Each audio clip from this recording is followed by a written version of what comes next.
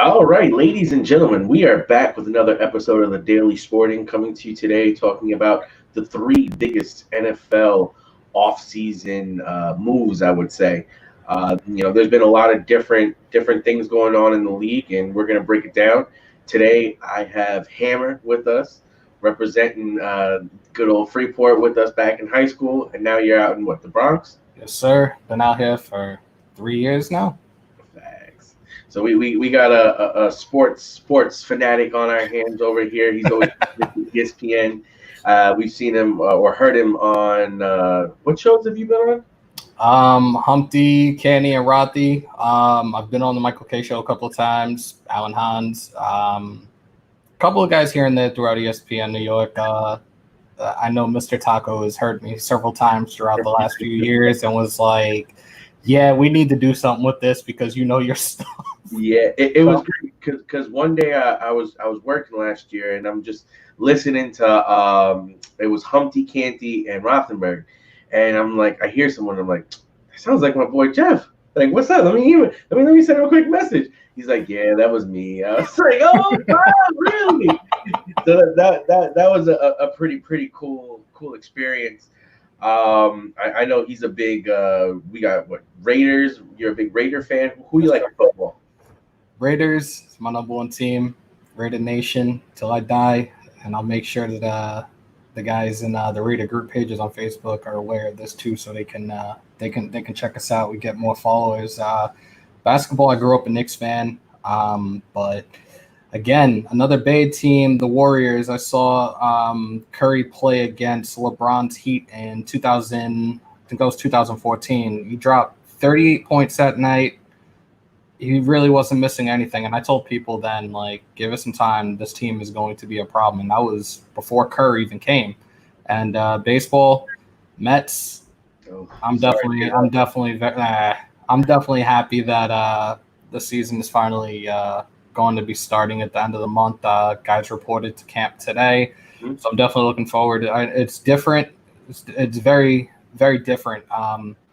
Where today's July 1st, I would have been at least 5 or 6 games by now. So it's definitely rough. Season, so I know exactly. It's weird. It's rough. It's weird, and seeing them only playing 60 games and everybody talking about that, it's going to be very interesting.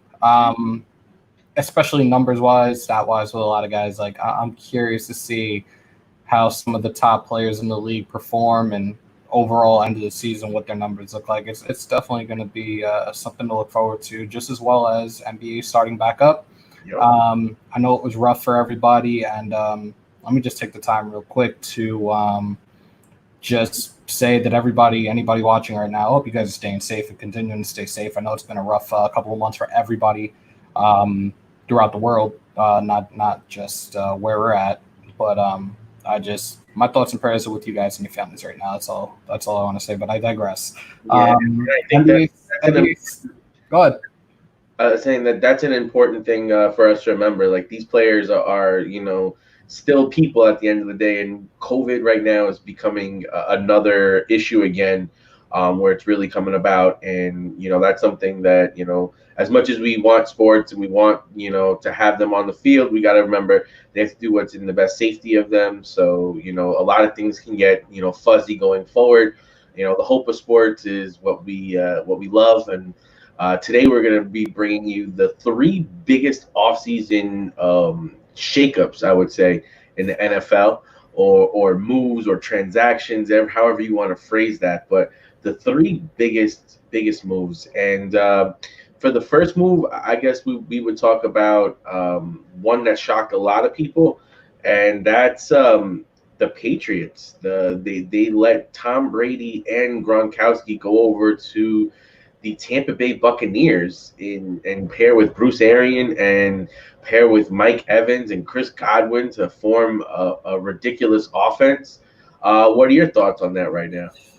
Not much of a surprise in regards to Brady. A lot of people saw it coming during the season last year. There were talks earlier in the season where he had sold his house. Yeah.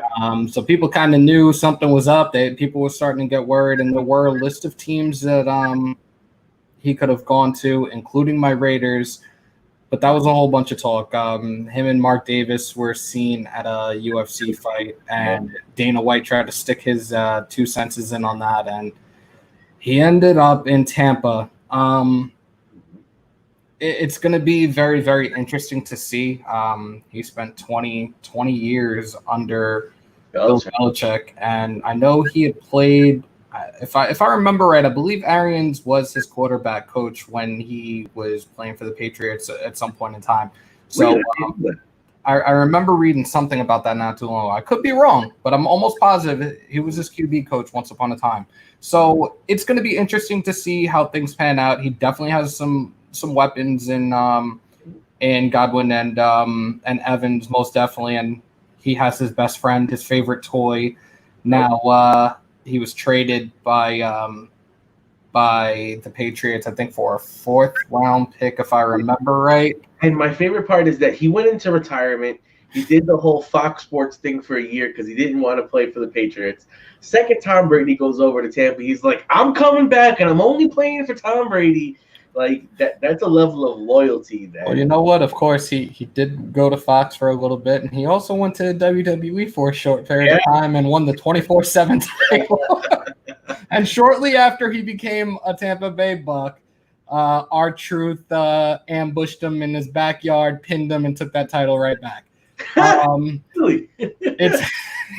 I still can't get over that. Gronk is a character, and he is. But for the WWE, I know that they were just trying to get more viewers, but I'm sorry, wrestling is not it for you, buddy. As crazy as you are, the first the night that you debuted on SmackDown, I know it was during this whole pandemic, no fans in the arena or anything, but it was just like, did that just happen? Like, what are you doing right now? What is this dance?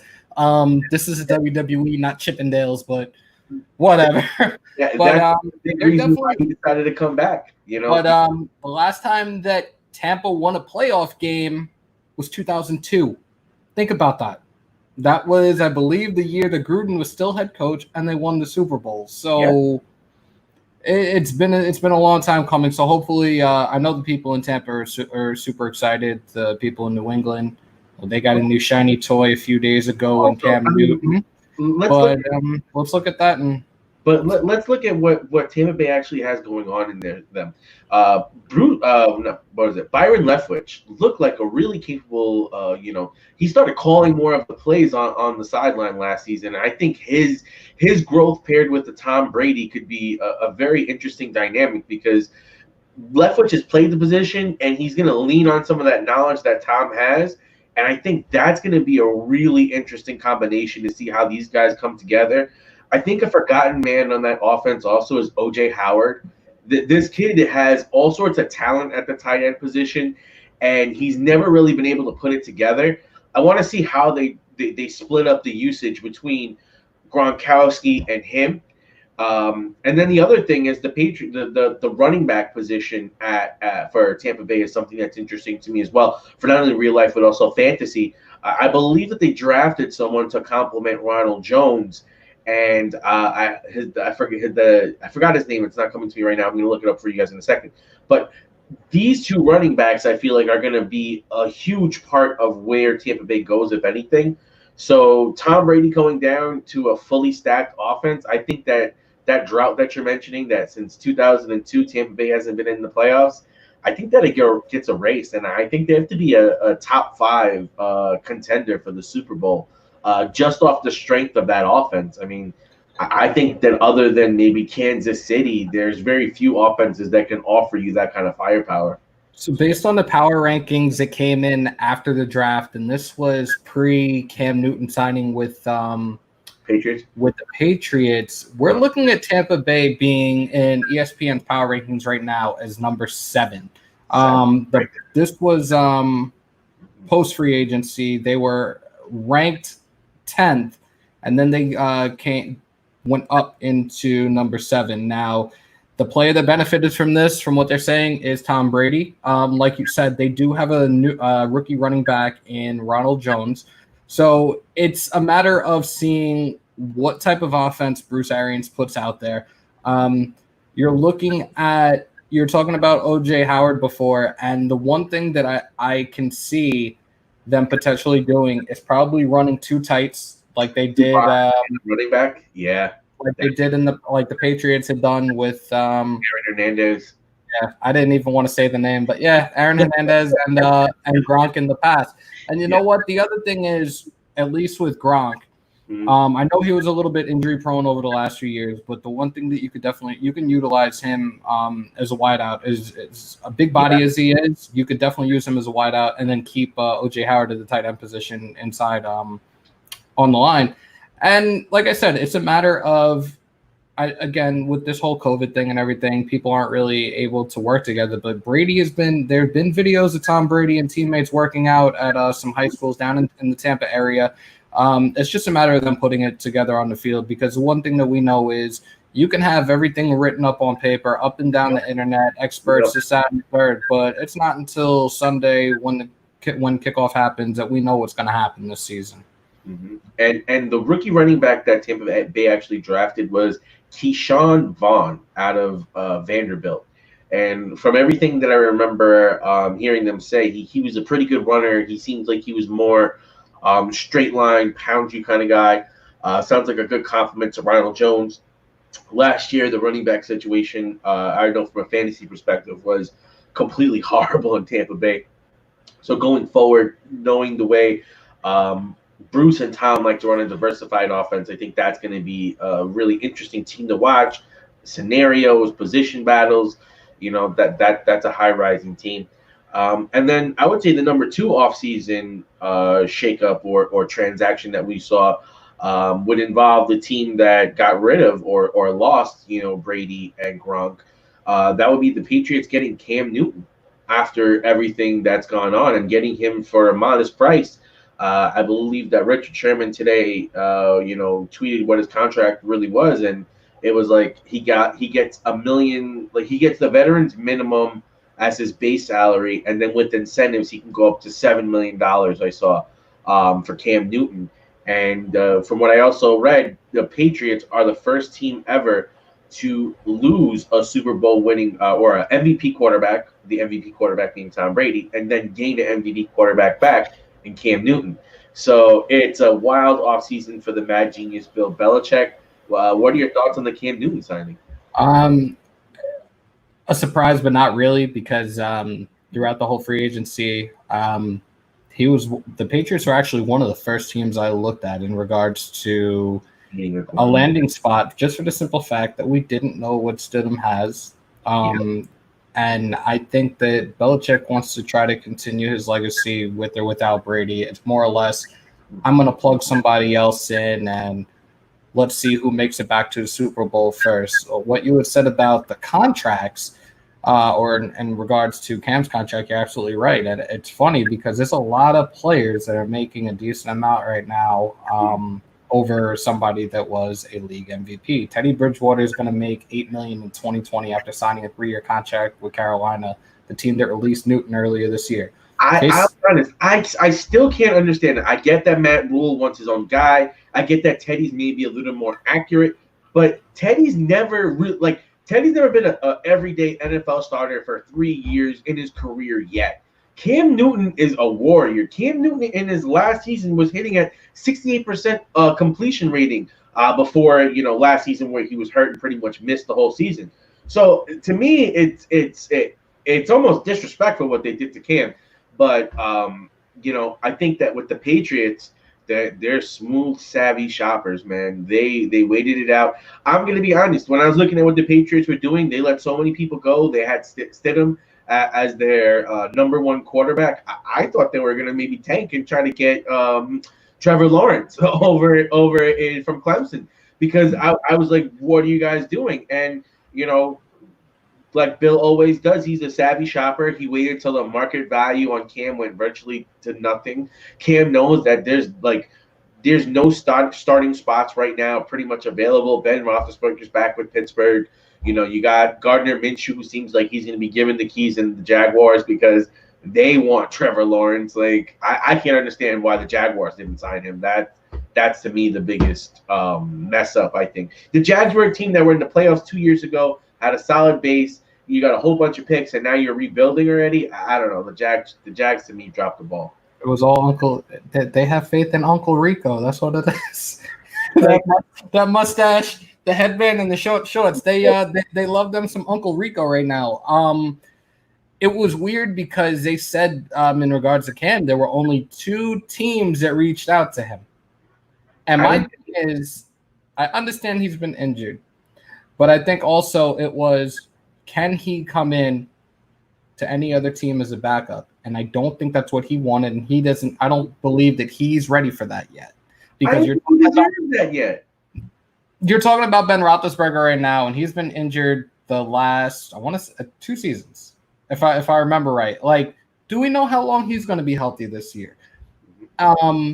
It's very, very interesting to see him with New England, and again, it's going to be only time will tell thing. But yeah, the money that he's getting compared, like with his experience and being a former league MVP, it is a bit disrespectful. Like, you have a backup quarterback in Taysom Hill, who just re-signed with the Saints. He's got a contract that's valued at $10.5 million annually. Nick Foles had a big contract when he was with Jacksonville, but now he's getting a total of $8 million in 2020 after being traded to the Bears. Tua, the rookie Tua, I'm not going to butcher his name. I'm just going to say Tua, who was drafted by the Dolphins overall. His contract was just over $7.5 million, and he hasn't even played a game yet. Like, it's a bit disrespectful, but at the same time, a lot of people, the question now is, is he going to fit under Belichick? Is he going to be able to play in the system of the Patriot way? It's just a matter of time, because you know how he can tend to be. When he first started in the league, he kind of had that little attitude on him, the little cockiness, and it kind of calmed down a little bit. Then they went to the Super Bowl, they lost, and it went back to Cam being the spoiled kid, give me my ball back. See, we got to see if that's going to be checked. I don't know. Like, to me, Cam, like, okay, yes, I know Cam rubs a lot of people the wrong way. I know that Cam Newton, his attitude or his flashiness or his bravado, a lot of people don't like. But when you see Cam Newton, all his teammates give him great reviews. They say he's a teammate behind him. But Cam, he wears his heart on his shoulders. So when he's frustrated, when he has it, you see it sometimes in his face. But he doesn't throw temper tantrums on the sideline like a Terrell Owens or anything like that. He's not sitting there going absolutely bonkers on coaches, more often than not. Maybe once or twice, but I don't really see Cam Newton out there running into Riverboat Ron's face and screaming at him. I've never seen that. And the funny thing is, like, in regards to who he's had as weapons in the past when he was at Carolina, he never had an elite receiver. His running backs have always been average. This is pretty much exactly what he's going to get in New England right now, except for Edelman. The running game with Carolina was average. New England has a system with their run game that's like, it could work with Cam in the backfield, because now they're going to have 3 runners on the field at all times. He did have McCaffrey in the backfield for a little bit of this time, and McCaffrey started to explode with Cam on the team, and now they're moving away from a Cam-led team to a McCaffrey-led team. Right. But I think that one thing about the Patriots is they know how to get the most out of their talent. So he may not have the most talented wide receiver core, but I saw he was already working out Mohamed Sanu. And Mohamed Sanu, he may not be the best wide receiver, but he's very consistent, and he's a lot better than a lot of the stuff that he would normally have on Carolina. Like, if you put him up, like Kelvin Benjamin had some talent, but then he was like, he was like almost like a flash in the pan. He couldn't sustain it. The kid that they have now, I forget his name. They have 2 wide receivers who are pretty good. And I don't know why I'm drawing blanks on the names, but they have good young wide receivers in Carolina. So I was really disappointed that he was hurt last year, because I thought that was the most talented team he had been on in his career. I thought that was better than even the Super Bowl teams with Greg Olsen and all of them, because those teams really depended on Cam running the ball. And that's the other thing. Cam can still run. you put him in the red zone, and now I'm sitting there. He could run it, he could throw it, he could hand it off. There's a lot. Belichick and Cam Newton is a scary combination. The one thing that we also need to take in consideration with Cam is he's taken a lot of hits over the years. And the main thing right now is the man's health. Like, he's taken, let's see, 9 years of hits, about 922 of them. That's 307 more than Russell Wilson in second place, according to ESPN Stats and Information. Yeah.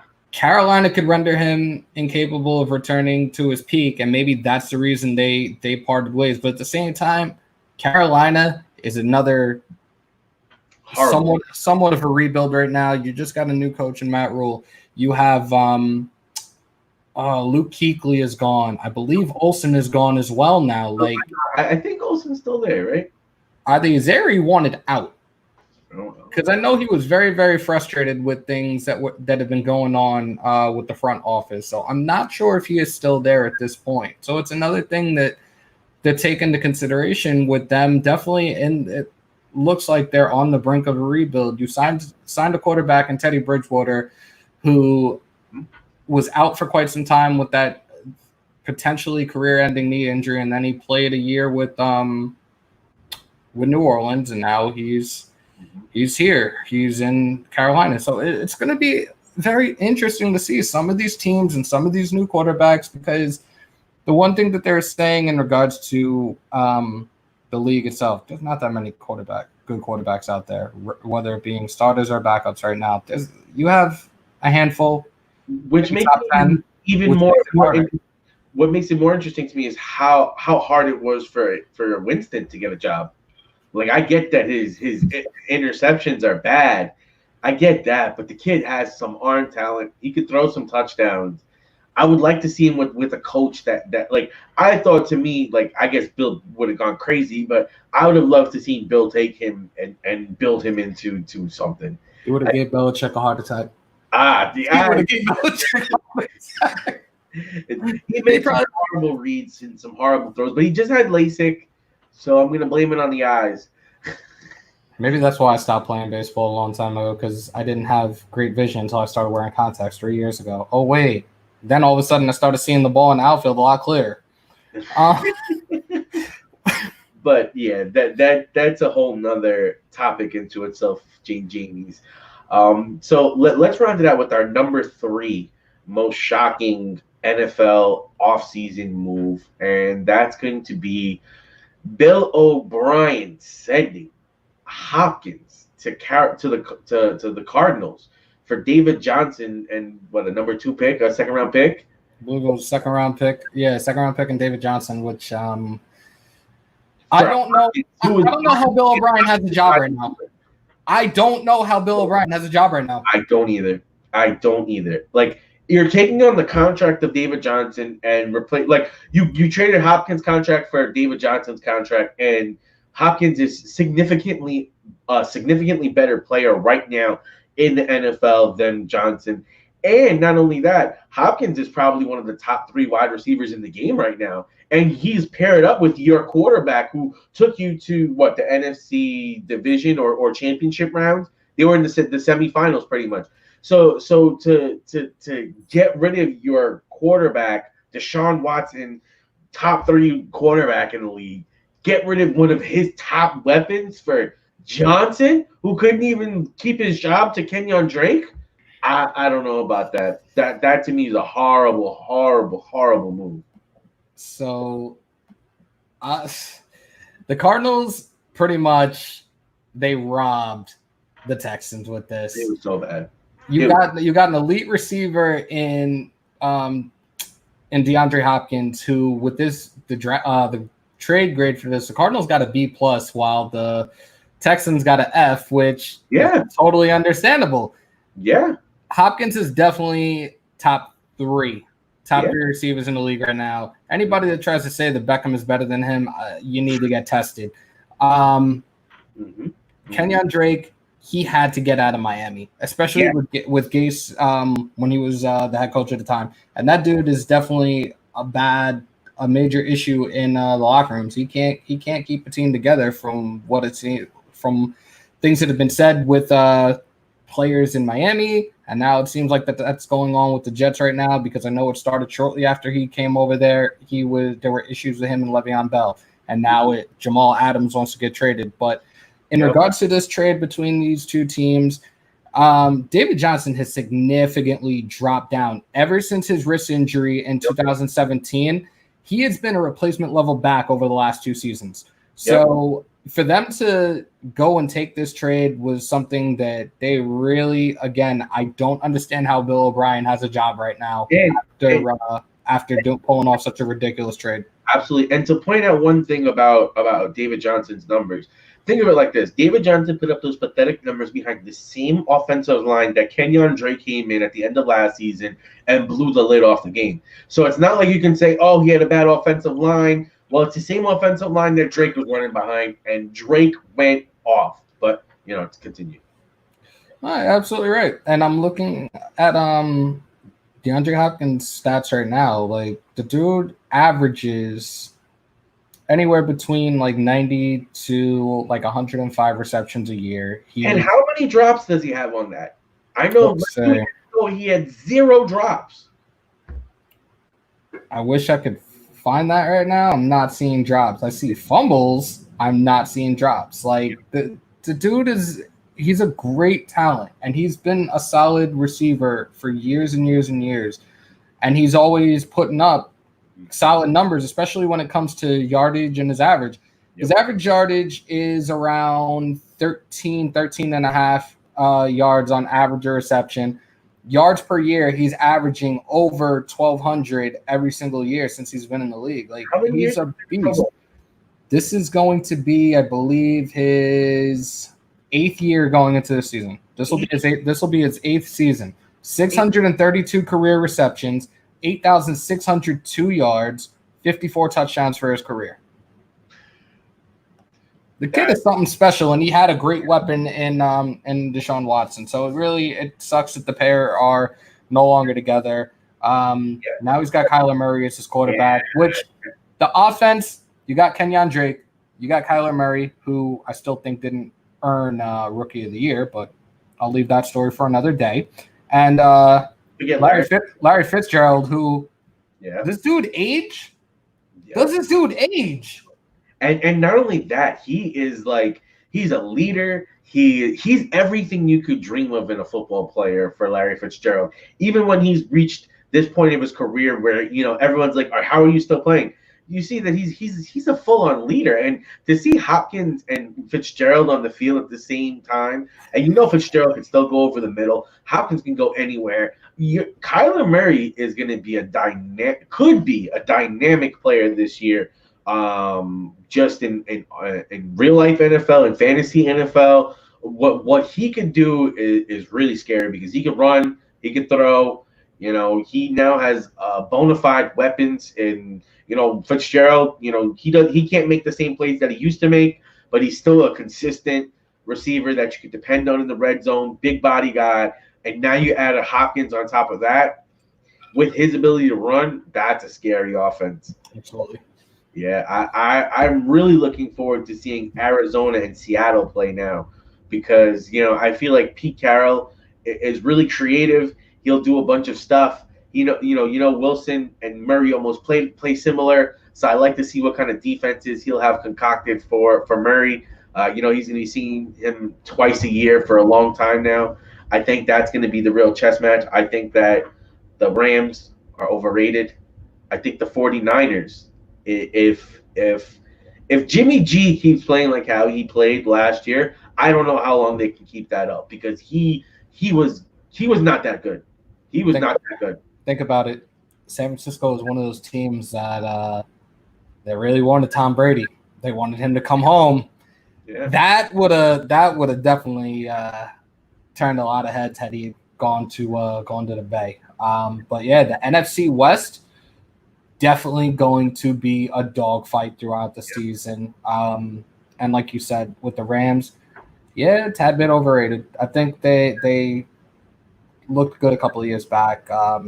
Goff is kind of slowly falling off, and their Gurley's gone. Yeah.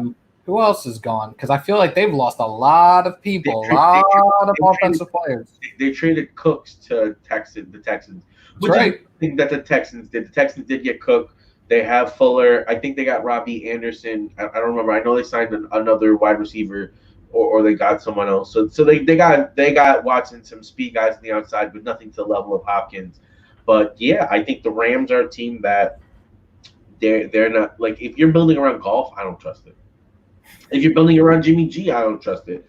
Jimmy G has never really come out there and lit the world on fire for 5 straight games, putting up 300 yards passing, throwing for the touchdowns, and you don't have Emmanuel Sanders anymore. So with that offense, you're really going to depend on Debo. You're going to really depend on some of the other wide receivers, young kids they have. Breaking news: Debo's out for the next 3 to 4 months because he broke his foot a few weeks ago. Oh no! Yeah, so they're and I got a guy at work now that's a diehard Niners fan, and I'm like, "What happened to Debo? Oh, he broke the top of his foot." Like, bro, you guys don't really have an offense right now. Like, what other weapons? Well, you have Kittle. Don't make forgot about Kittle. That is one talented tight end. And I, honest to God, thought if Gronk didn't come back, Gronk is back now, but I'm not putting him in the top right now just because he was off. Kittle and Kelsey are the two best tight ends in the league right now. Yeah, they're both explosive. They got great size. Yeah, they're phenomenal, either on the line or split out. Those are two guys that just amazing to watch. But the guys, there's a couple of guys up and coming, like the kid down in Baltimore, Mark Andrews. Yes. I'm watching that kid this season, and I think Gronk is going to be sneaky value this year in picks. But now we're getting into the fantasy stuff, and we're going to save that for another episode. Definitely going to be some exciting times talking about all the different players, where they are, and how we have them ranked out for the rest of the season. We went over, like I said, our 3 biggest offseason moves. They are not ordered in any way, but the top 3 are Brady and Gronk going to Tampa, the Cam situation and how he landed with the Patriots, and number 3 is going to be Hopkins going over to the Arizona Cardinals. Jeff, Hammer, before we head out, is there anything else you'd like to add for the fans or for this episode? I just want to thank you for having me on. We've been talking about this for so long, and now we finally got this up and running together, and I'm definitely looking forward to working with the rest of the team. And I want to thank everybody that watched or is going to watch. Thank you for your guys' support, and just continue to share and get as many followers in here as well. And make sure to wash your hands and your asses. All right, guys. I just want to thank you guys again for watching. It's been a fantastic time. We're going to only get better as we do it more. So we appreciate you all. Have a wonderful evening. Stay safe, and catch you guys on the flip side. Later, guys.